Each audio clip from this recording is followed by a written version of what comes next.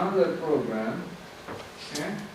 Now, of course, if let's say assume that if he can read readme.txt file, he can probably even write it. Let's say he has also the right permissions on that.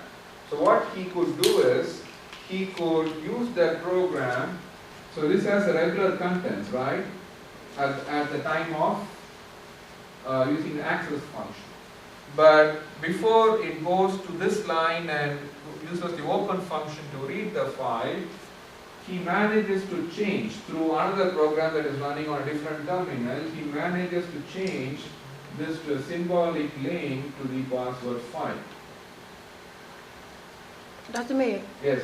I know you gave an answer to it, but what did you say? Explain symbolic link, because you said it wasn't what he said. What was it? Symbolic link we did before. You don't remember? No, I'm just give me a brief. Okay. Symbolic link means I use shortcuts in Windows. Right. It's same as that in Okay. Unix. So symbolic link means if you have say readme.txt file in say folder 1, and if you want to link to it from folder 2, you can create a symbolic link to this file. So if you can access this file from this folder through that symbolic link, and you can update the file.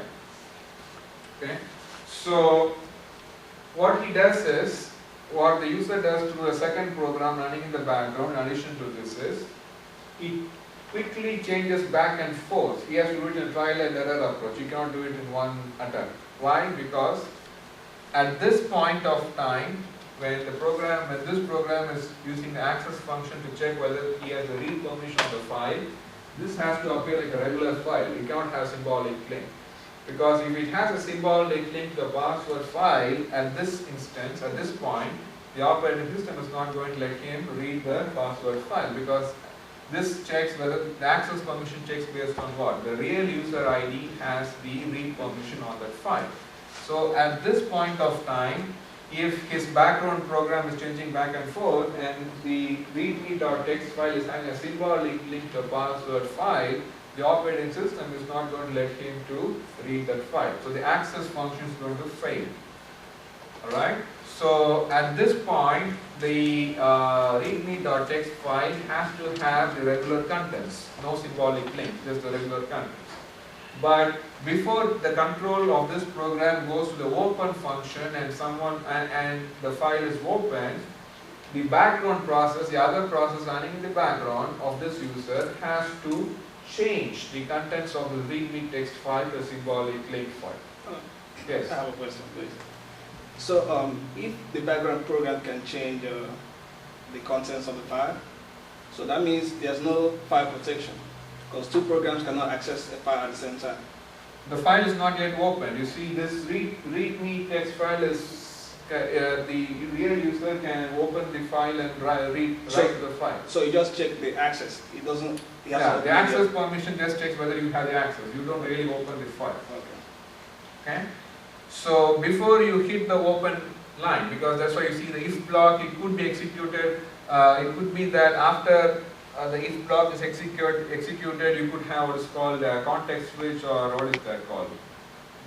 This process is not executed for a while and some other process is executed, right? So in the meantime, the time gap, if he can manage to change this to a symbolic into a password file, by the time the control returns back to this program and the open function is executed, right? Then when the open function is executed, if the file has a symbolic link to the password file, what can happen? Remember, the open function checks based on what? The effect user ID, right? So the effect user ID of this process is the root. So what the operating system will check? Whether the effect user ID can read the file. And the effect user ID is the root, and the root can read the password file. So which means, since it is a set user ID program, the real user, the regular user, can manage to open the password file and read the contents of the password file. Right? So what is the problem? The time gap between this thing, the access function and the open function. So it's also called the race condition. Race condition means we are both running kind of in a race where the time gap should be as minimum as possible. The time gap between what? The two functions. After you use the access function to check whether he has the access permission, because the access function, that's what it does. It checks whether the real user has the read permission on this regular readme.txt file. And the open function believes what the access function checked and tries to open the file. But the open function checks based on the effective user ID, whereas the access function checks based on the real user ID. The access function did its job, but on the background, the user managed to change the contents of the file, the symbolic link file, and by the time the control goes to the open function checks based on the effective user ID, and since the effective user ID of this process is the root, because it's a set user ID process, it happens so that the real user can manage to open the password file as a root and read the contents of the password file. So this is the problem with this code. Okay? So what could be the solution? Make sure when function 1 get through, they happy where to set up that function 2 can't open up until function 1 is completely closed. No, as I said, you are not really opening the file up to this point. Here you are just checking the access permissions. You eliminate the time difference? You want to, yeah, what do you say? I will say it's not. Yeah, you want to eliminate the time gap, right? But you eliminate the time gap by doing what is called, you reduce the privilege. Even though this is a set user ID process where the privilege is escalated, right? You do what is called reduction in the privilege by doing something like this. Okay? So let me go through it again step by step. So this is what is called, this is the modified program to correct that vulnerability. Alright. What it says here, the effective user ID is equal to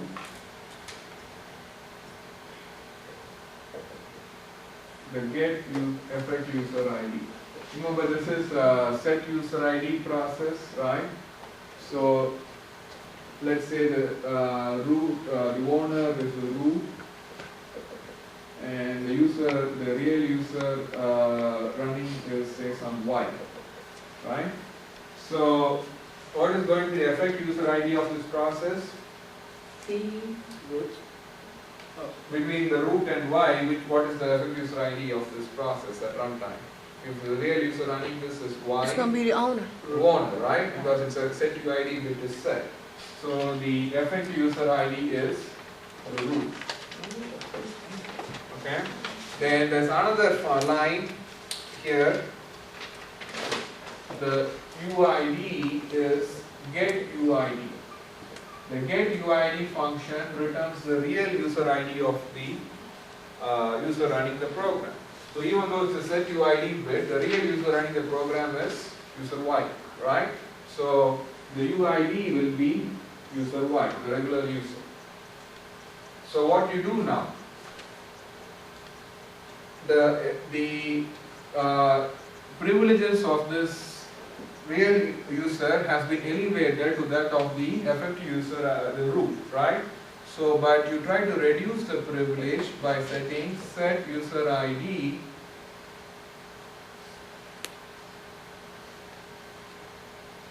is equal to what? Set effective user ID is equal to the user ID. By doing this, what you are trying to do? Before this line, the effective user ID of this process is the root, The owner. or the owner of the program, right? And the real user ID is the real user running the program. Now you are setting the effective user ID is the real user ID, which means you are reducing the privileges. The effective user ID of this process from this point onwards is what? The Y. effective user ID is Y. Why? Alright? So now you try to open the program. There is no need to use an access function. Now try to open the file and read the file. The open function checks based on effective user ID, you know that. But the effective user ID is now Y. So if only Y can open and read the file, this will be a success. If Y cannot read the file, it will be a failure. right? Because at this point, the effect user ID is not the root. If it is a root, if the root can open and read the file, yes. But at this point, since you are reducing the privilege, the effect user ID is user Y. The user Y, if he cannot open the file, he cannot open the file. Only if the effect user ID can open and read the file, you can read the file. So after you read the file, you are done with what you want to do with the open and read function. You set what? You get back the original privilege, because you know this is a set UID program. You don't want to reduce the privileges forever. So after you really read the file, you set back to what? Set the effect user ID to be the root, which is this EUID. The root is stored in this variable, right? So you set it back to this. So that's what I do here. Okay? So I drop the privileges or reduce the privileges, and then open and read the file, and then I rise the privilege back or restore the privileges by setting set UI EUID, the effect user ID, to be the root, the effect user ID. So from now on, from this point onwards, this program can be run as a set UID program. And this is some idea how the password program is also written, because you may be able to open the file, but you could update only your record in the password program, right? So programs, the set UID programs should be written very carefully. Okay? Otherwise someone could launch the time of check to time of use attack. Right. So to reduce the privileges, you have to eliminate the access function. Not really. You are trying to use only one function, prevent the time, avoid the time gap problem. But you eventually want to open the file, right? And the open function, you know, that goes with the effect user ID. So if you do not drop the privileges and stay with the effect user ID being the root, right? Still you have a problem, because then you open the file as a root, right? So which means you want to make sure, that's why you use the access function to check whether you can open the file as or access the file as a regular user, but that generates a time gap problem, right? So which means the only way you can open the file and read the file with the right permissions is if the open function checks whether the real user ID has the read permission. But since the open function checks based on the effect user ID, the only way you can solve this problem is bring down the privileges, make the effect user ID to be the real user. And since the open function checks based on the effect user ID, but that is now the real user ID, you end up checking what? The real user, whether he has a read permission on the file. And then once you are done with reading the file, you raise the privileges back by setting the effect user ID to be the EUID, which is the root. Okay, so you drop the privileges and then open and read the file and then raise it back. Okay? So go through it a couple of times. I have explained that in the words in the other page 2. And this is quite interesting attack. So it's called the race condition attack or time of check to time of use clock tau attack. Okay? Okay, so now on it will be more easier. Attacks on database systems. Okay? You all have taken a database course, at least come across database, right? You know what's the primary key in the database? What is the primary key? You need a key, right? So no more than one record can have the same primary key, isn't it? If the primary key says user ID, then every record has to have a unique user ID, right? So here we have, say, a database of employees. Okay, so all the employee names and stuff like that are there. Probably here the username is a primary key, but here that is not a real issue. We'll come to that a little later. But what is the problem we are trying to say is what's called the inference problem. The inference problem is you try to launch some regular queries like SQL queries on the database, which as it is may not appear to reveal any sensitive information. But when you put together the results of one or more SQL queries, it will reveal some sensitive information, right? So the problem is, a single SQL query may not reveal any sensitive information, but when you put together the results that you get from two or more SQL queries, you will be able to infer. Infer means gather some sensitive information. So for example, if you are interested in finding the salary of this Laura Richards, that's a sensitive information, right? Finding someone's salary. So you cannot launch a query as it is by telling select salary from employee where name is Laura Richards. It's going to return an error message because the database can be programmed not to return the salaries as it is through a SQL query, right? So typically what we do is we use the statistical we call the statistical methods on the SQL queries to gather or to try to extract some sensitive information, right? So how can we do this? This is not revealing any sensitive information because it says select average salary from employee where sex is female. So all it tries to do is you are trying to find the average salary of all female employees, which by itself is not sensitive, right? It doesn't reveal the salary of any single female. It just tells you the average salary of all the female employees, right? So yes, no? Oh, no. But so you want to do this in two or more queries. The first query could be select name and stage from employee where sex is female. So if you launch this query on the database, by the way, this slide is not there. Yeah, I was looking for it. Right, so I figured it out and I put it. Okay, so you may want to print it out. Okay. Right. So select name and state from employee where sex is female. So if you launch this query on the database, it's going to return these three information. And this by itself is not any sensitive. All you're trying to see is who are the female employees working in that organization, right? The name and state. Now what can you infer from this thing? Laura Richards is from Michigan, right? Again, the goal is going to find her salary, okay? So she is from Michigan. So now what you can do? Pass another query that says select average salary from employee where sex is female and state is Michigan. Once you find out that she is the only employee from Michigan, use that information and say the sex is female and state is Michigan. So which means this query will process only on one record, right? Because it's only one record corresponding to a female employee with from state of Michigan. So even though you are calling it as average salary, it may look non-sensitive, right? Average information is not sensitive information. But since it's going to work on only one record, it's really returning you the salary of Laura Richards.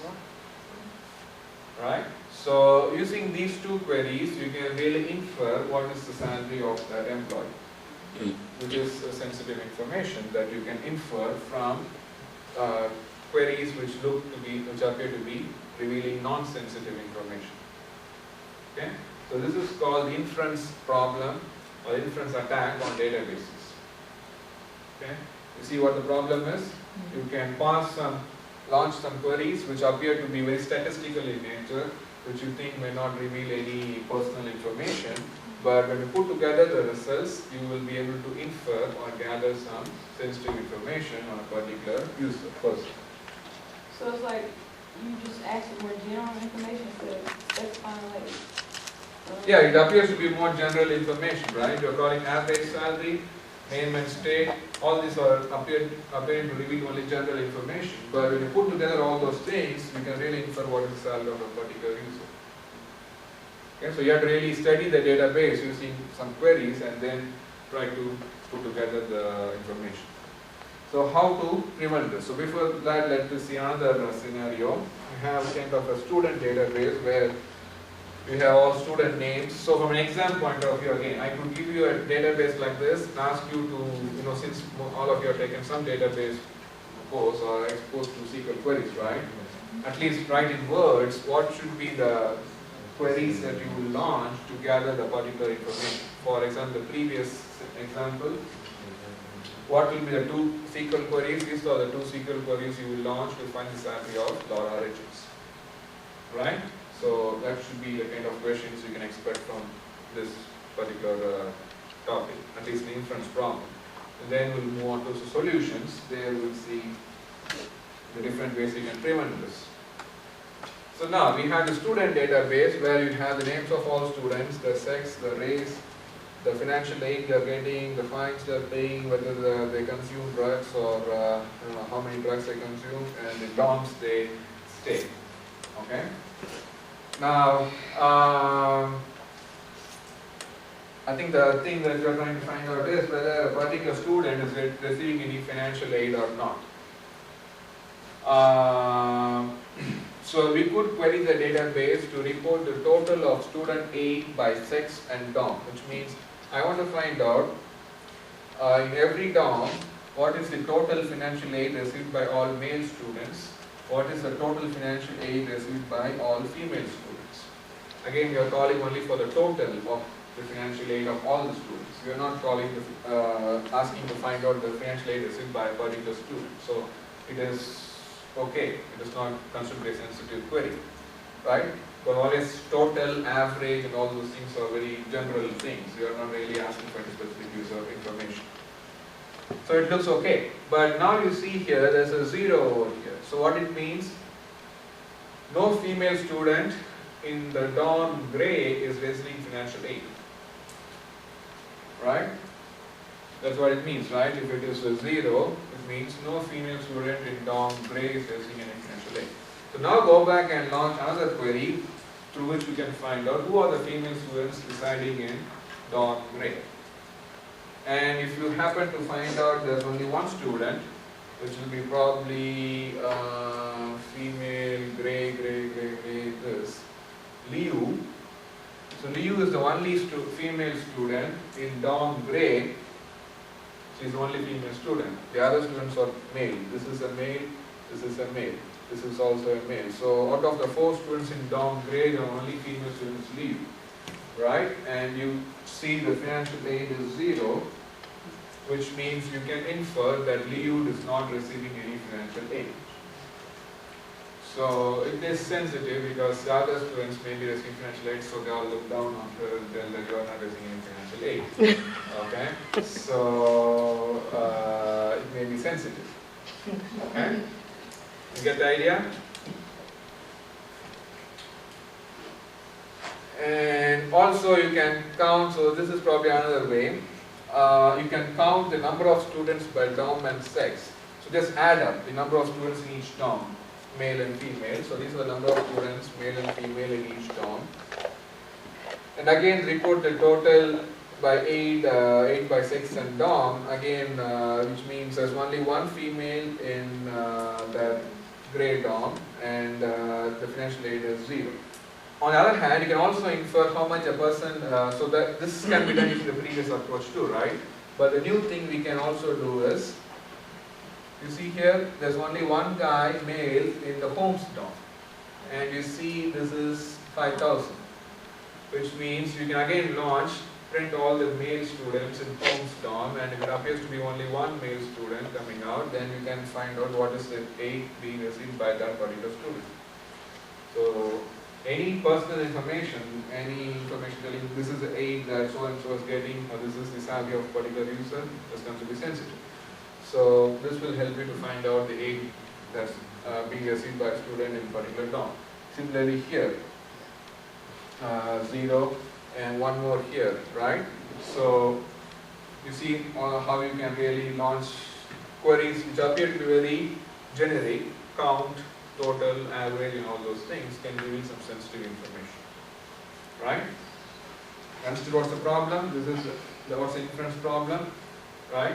Using some very common statistical queries like this, and general queries revealing that appear to reveal only non-sensitive information. We put together the results of all these queries, we can infer some very sensitive information. Yes? What if it's more than one person? Huh? What if it's more than one person? All these examples are one. If more than one person, you try to go with the field. Remember the Michigan example? If there's more than one female, try to isolate as much as possible. You cannot, of course, succeed all the time. That's why you have to launch several queries until you can really narrow down to one record. Okay? Yes. Like, they can, launch a query, like, they could use like the last name, or they could use last name start with R or something like that in the query, just keep narrowing it down till they get to that page. If the administrator allows you to search based on names, that's what I'm going to say after this. To prevent this inference attack from administrator point of view, the DBA, the database administrator, can restrict the user from running certain queries. If you, as you said, you may be able to search by name, but that's more obvious, right? So if you want to find salary of, say, some user, I can say select salary from the employee database where name equals so and so. That's very sensitive information. So the DBA should have really restricted or kind of what I call blacklisted such queries. Should not be allowed to be executed. These queries appear to be very general. There's nothing sensitive in finding out this. Nothing sensitive in this. So these are the things that one can use to launch the attack. So how do they block it? By like not allowing you to, like, You should ask your database inspector. inquire about specific people?